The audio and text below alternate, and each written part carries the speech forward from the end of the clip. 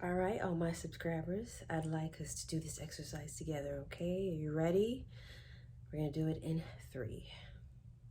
Just follow my lead, okay? I need you to take some deep breaths in and out.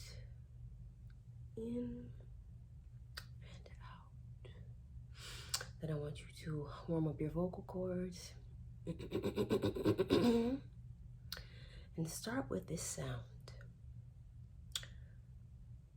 No, no, no, no, no, no, no, no, no. No, no, no, no, no, no, no, no. No, no, no, no, no, no, no, no, no. No. That's it. No. No is a full sentence. And that is what we are working on today. And we are going to talk about the benefits of exercising your no, no, no, no, no.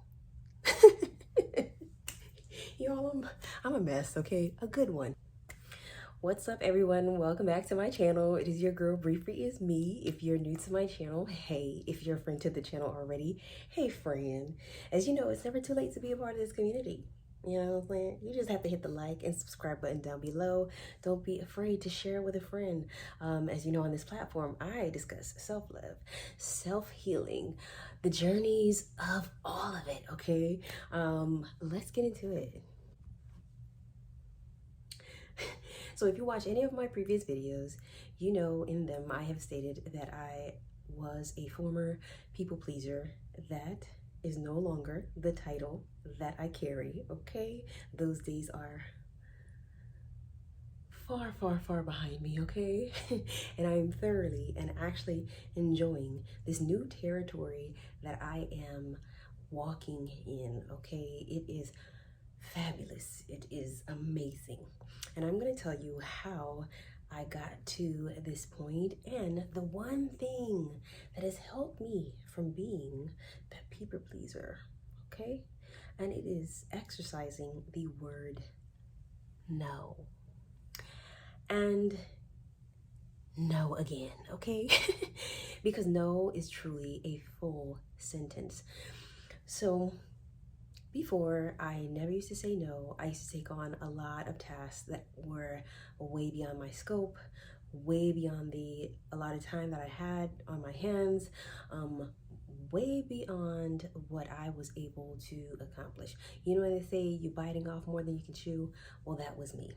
I was saying no to a lot of situations that were definitely draining in the financial sense, emotional sense, mental sense, and everything else. And when I discovered the importance of saying no, I then felt a lot of the weight being lifted off of my shoulder, okay? And I'm gonna give you guys like a little story too, not my own, but one of my mom, you know, rest in heaven, lovely lady, okay, of why I say no and why her stories made me say like no for sure. Like if I can't do it, I ain't doing it, okay? So I want to say that me in saying no does not mean that I don't say yes. I do. But like anything in life, you have to find that balance. You have to know when you are far exceeding the time that is on your hands. You are far exceeding your mental capacity for the day, for the week, for the month. You know that when you are not physically capable to withstand even more loads on you. So in saying no, you're simply just exercising your right to have peace, okay? And I want to say this, in saying no, you are buying back some of your time, because the more that you say yes to every single thing, you are taking away a lot of you. You are depleting in an area of importance to you, whether that be and let me just say this, in an area that is necessary for you. So if you're saying yes to all and every activity, that means you're saying no to sleep. If you're saying yes to going out all the time, you're saying no to your bank account, You know what I'm saying? Say no to your budget. You're definitely saying no to your responsibilities. Um, if you're saying yes all the time to taking on multiple tasks way beyond your scope, you are saying no to giving yourself enough time to study a subject or study something that can help you um, increase the time that you have as opposed to taking away from it. So I'm exercising my time and exercising my peace and exercising my no simply because I want to buy back my time. So in me saying no, I am using that time and applying it to something that is going to help me in the long run sustain my mental, physical, and emotional health. And you know, I say that over and over again. I emphasize very much on those key things, but you know, when they tell you you have one body, God does not give you another one. There's no backup. There's not another one in the closet. You have to use and protect that one and care for that one. So I'm gonna give y'all a quick story time, okay, about my mommies. So I am the child of, or the adult now, but the child of immigrant parents who came here from Haiti. My mom actually came from the Bahamas, and so yeah, I remember my mom working for this company and doing these really long hours. She didn't drive at the time, so she was either commuting by bus or having coworkers, friends, picking her up, dropping her off.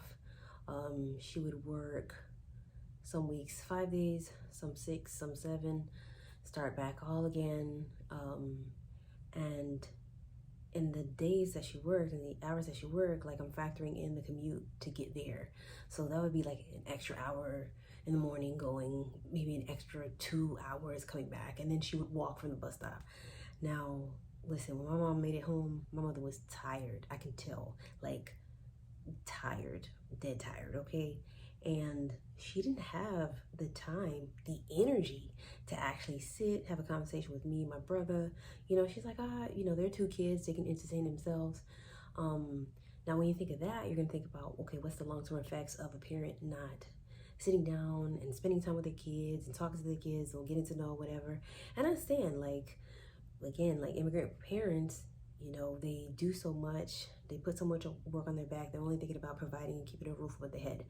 But I was just thinking, like, man, this woman works how many hours a day? She don't drive. She gotta go and put up with these people mess. She comes home, very little time to herself. You know, they don't give her a raise increase. They give her nothing.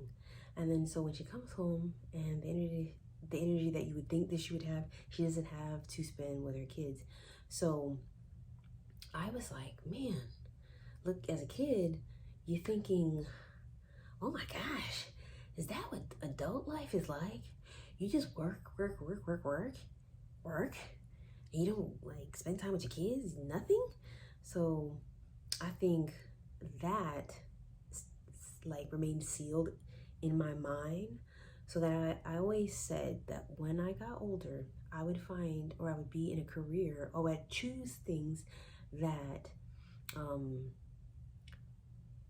I can work my life around it, as opposed to it being my life and controlling me and taking away my time, my energy, everything from my purpose or my family. So I think for me, even though I don't have kids or anything like that, I think me exercising my no and not overextending myself and not saying yes to everything, it gives me back my time to spend it doing the things that I love, spend it with the people I love. And so therefore, I do not give more than I can. I do not say yes to everything and completely say no to me. I always say in life, there must be a balance, because you are needing to prioritize your health, and that includes both your mental, your physical, your financial, your spiritual, okay? So I would say the benefit of me exercising my no, like I said, I do it like with my eyes closed now. I do it and it helps me with so many things. So when I exercise my no, it helps to build in these certain areas, all right? When I say no to going out all the time, like when because listen, I love me a good trip. I love me a good staycation once a week, sometimes twice a week. I love me a good activity that involves food. Okay, so but me in practicing saying no to all those offers to go out, to be outside, because we already know to step outside just to breathe, it costs you $200. So when I don't step outside, when I say no, I am doing better with my financial portfolio. I'm able to actually save and put away for a rainy day, okay? Yo, I don't know what made me believe that the world was going to collapse if I did not say yes. That no more opportunities would come my way if I did not say yes. Every door would close on me if I did not say yes. That is far from the truth.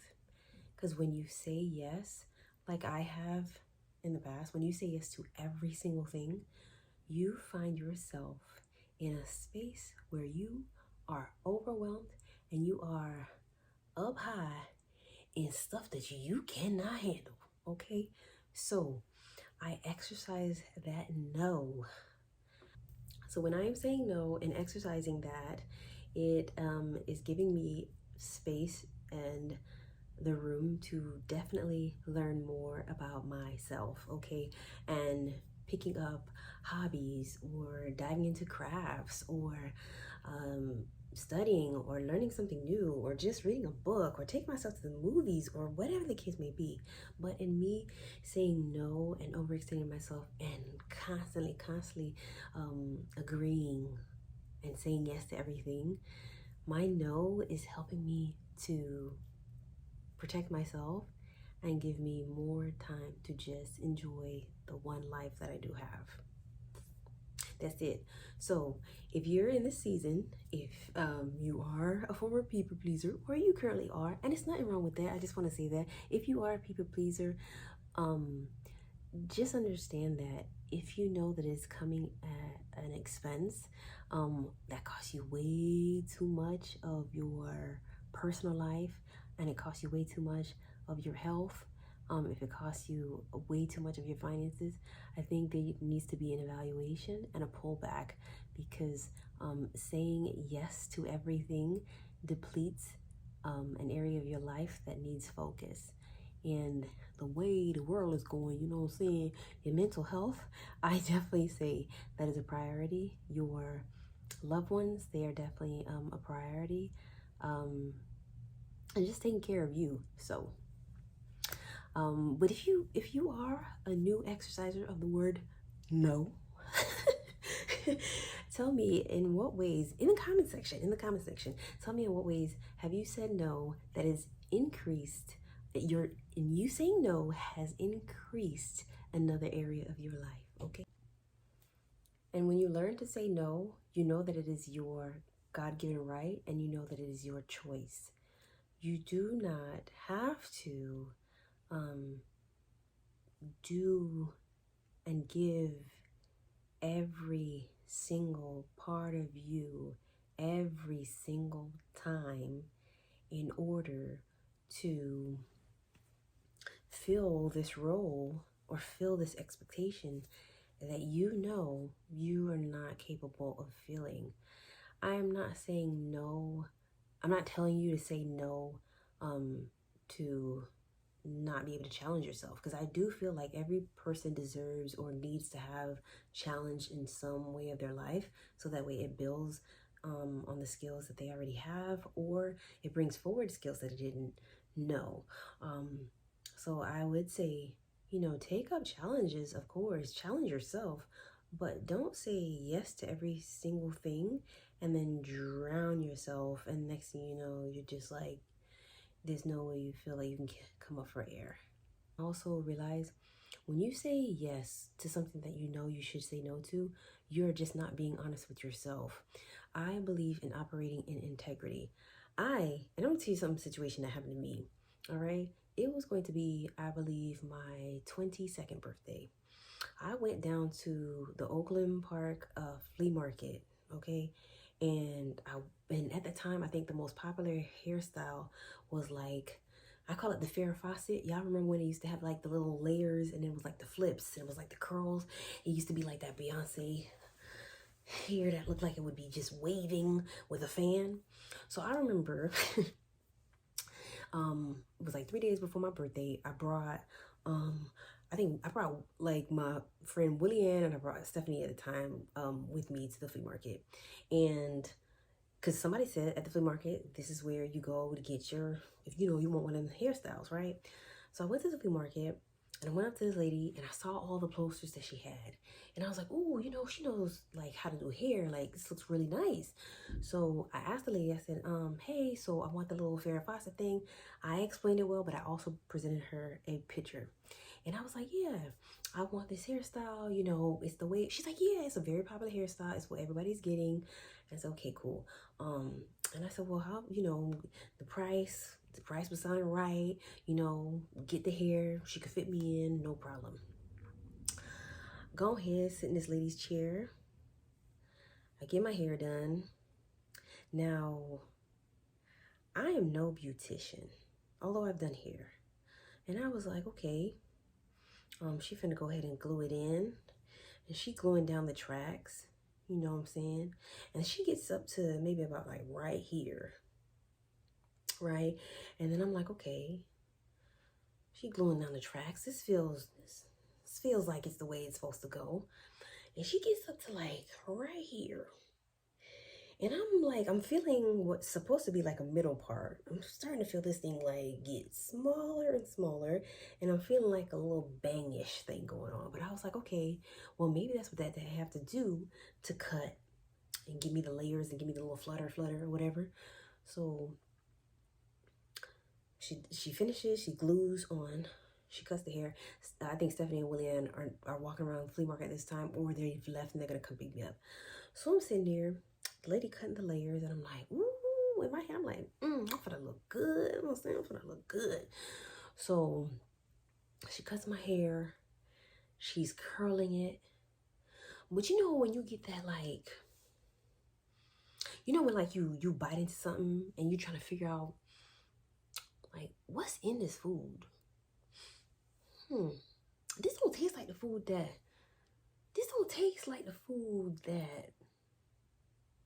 I thought it was gonna taste like.